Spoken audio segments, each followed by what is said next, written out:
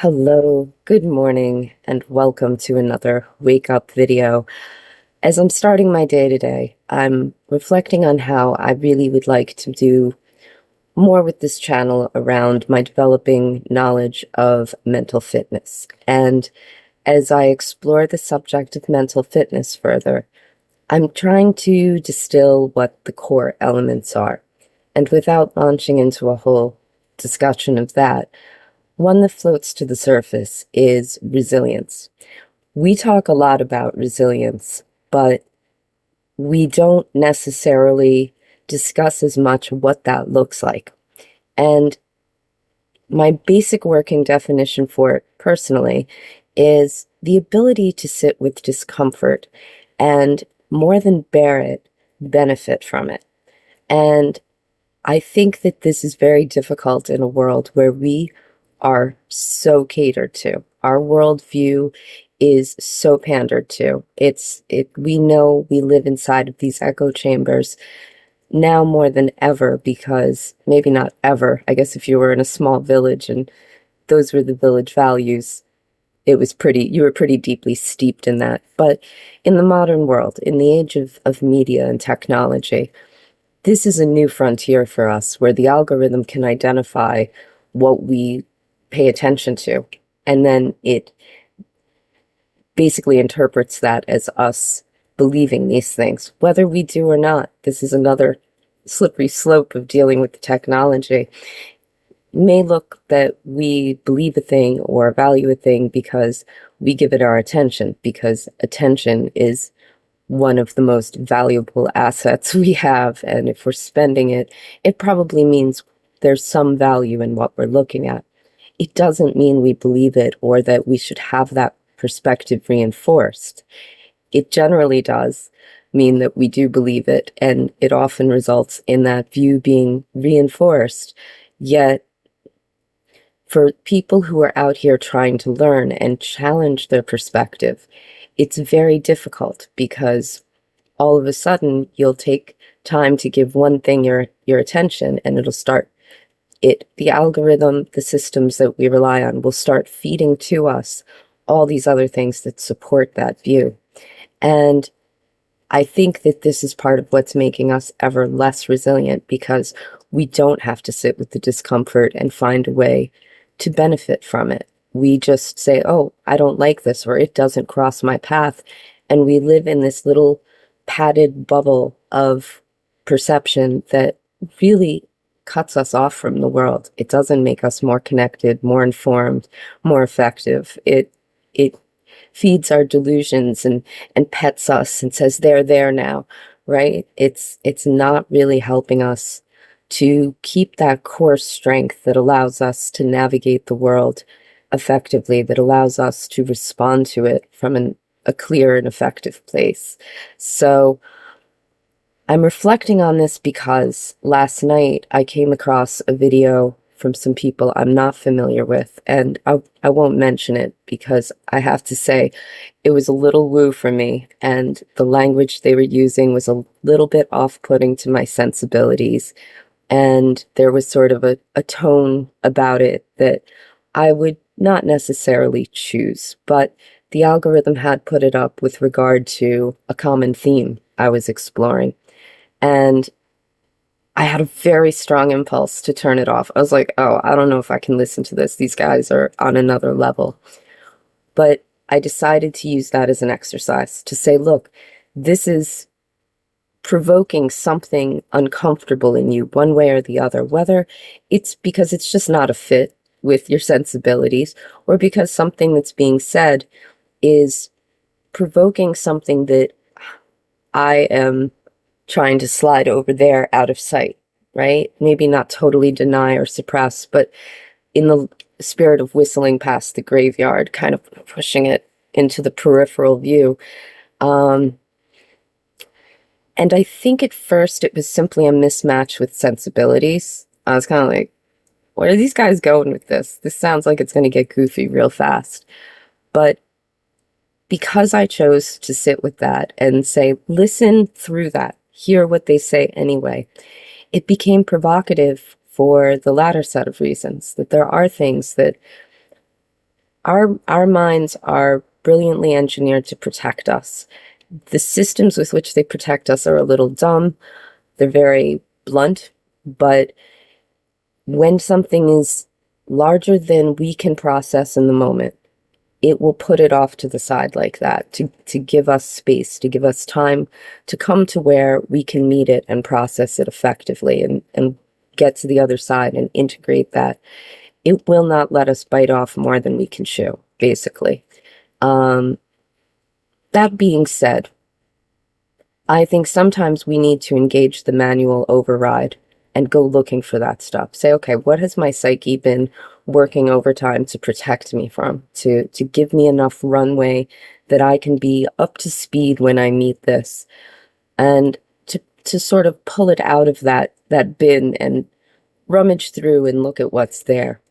And because I'd stuck with this discussion, a bunch of things came out of it that really helped me to get the searchlight over there and to say, oh, damn, that is me. I do have that work. That needs to go on my list, because peeling the onion is probably the best way of putting it, in terms of knowing that as we work through each layer, there's going to be another layer. And there may not really be a core. You don't get to the pit of it, the seed. You don't get down to that level.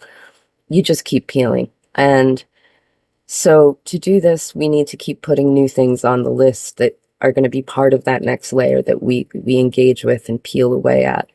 And this was an opportunity for me to find some of that stuff. And yes, it made me uncomfortable. I was like, I'm over here focused on all of these things. I'm talking about this, that, the other. And here's the truth. Anybody who comes out and offers their perspective, their guidance, their whatever they have to share out here, know there are other dimensions of their life where they don't have it sorted out. This is the fact that people like me come out here and talk about this stuff is because we don't have it sorted out. We've given an inordinate amount of attention to it because it's notably problematic and disquieting to us to live with these questions, these struggles. And so I think it was Mark Manson said the worst kept secret in self-help is that everybody out here is out here because they're trying to figure out what it is they're teaching, right? And for me, I'm able to handle whole domains of this work very effectively in real life. And it's nice to be able to come and report that. But it's also important to say, look, there are whole domains of my life I'm almost half blind to, or completely blind to. There are things we push way down and don't even know about. And then there are these other things that are there where you're like, yeah, I'll get around to that. Well, sitting through my initial discomfort with the tone of the discussion allowed me to get to another level of discomfort, which shone a light on the fact that there is now an amount of stuff in this category here that's been pushed into the periphery that is worth pulling out and working on. And I think that this not only gave me that gift of saying, okay, this is an area that needs work, but also reinforced for me the virtue of sitting with the discomfort, not tuning things out because there's some sort of mismatch or it provokes something that is unsettling to us. And I don't think we should go seeking to be unsettled for no good reason at all. I talk about our media diet and not giving a lot of attention to the things we can't affect in this world. I'm not saying we bury our head in the sand, but to say hours of news stories about things we have no influence over are not really good for us. On the other hand, avoiding all of that discomfort, that's also a problem. We're always going to be looking for that middle way. It's something in between those two, which is going to get us the best results. And for me, leaving that line clear, not crowding it out with a lot of noise about all the things that are wrong in the world, allows me to be more attuned, to really be able to hear when these things come up, and that discomfort is exactly what I need. And I would say that as we work to understand and develop resilience, small exercises like this can be very beneficial. There's really a lot to be gained just by going into those places where it might be a little cringe, um, it might be provocative in the way that we're just like irrationally resistant or angry or defensive or right. That's a good clue we're getting into places we need to go. Therein lies the treasure. And being willing to go in there and face that is what allows for the greatest growth. And growth isn't just for its own sake. It's for our ability to live more fully, to really multiply our experience and our impact in the world. And to my mind, that's what wealth is. It's having those connections, those experiences. And I don't know, maybe I'm greedy. Maybe I just want to get rich out here, but it's a rich life and I'd like to be part of it. So doing this kind of exercise where I sit through that initial discomfort to get to the deeper discomfort, to walk away with a valuable perspective that's also going to require I sit with discomfort, but will, in the end, yield much greater self-knowledge, self-mastery, and the ability to apply that with more desirable results in the world.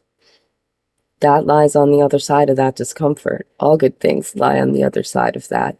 There's not all good things, but so many good things are on the other side of our discomfort. And if we're willing to venture out there, there's no limit to what we can discover and become. So we use the buzzword resilience a lot, but I think we would do better to save that energy for developing practices. And one practice is to simply listen to people who make us uncomfortable. Honestly, we're being coddled to death by the algorithm, and it's making us more vulnerable, less capable, and that leads to some pretty dreadful feelings, including dread, right? It leads to a sense of powerlessness and a sense of insufficiency. These aren't good feelings to live with. And if we have them, we give them their space, we process them, we integrate them, we transcend the limitations of them, but we don't cultivate that state in our life by giving energy to things that don't bear fruit. It's about planting the seeds where the soil's rich and not casting them out on dry, cracked clay, hoping a rain might come and a few might sprout. And I think that's what we do when we cast our attention to so much noise, so much noise. And it's real things happening, affecting real people. And we need actual awareness and compassion for that. But we need to be able to keep that in its place. On the other hand, we can't just tune out and stick our heads in the sand and la la la la la our way through life. We need to be able to turn and face the things that do bear fruit, that do challenge us to rise to new levels and show up with more of who we are. And I would strongly recommend that if something is perhaps not resonant right off the bat, we don't dismiss it out of hand. We give it some time and we delve deeper. It conditions us. And in that conditioning, there's some evidence to suggest that we are actually strengthening our neural pathways in favorable ways, where we're actually building muscle mentally by sitting with and through discomfort, and we're gaining greater rewards by mining it for something of value. So, all right, I hope you can mine something of value from this. I wanted to capture this while my brain's still blinking online, full of these thoughts, but I'm going to have to wrap it there. And thank you, as always, for coming along. And I'll look forward to seeing you in the next round. All right. Thank you. Take care.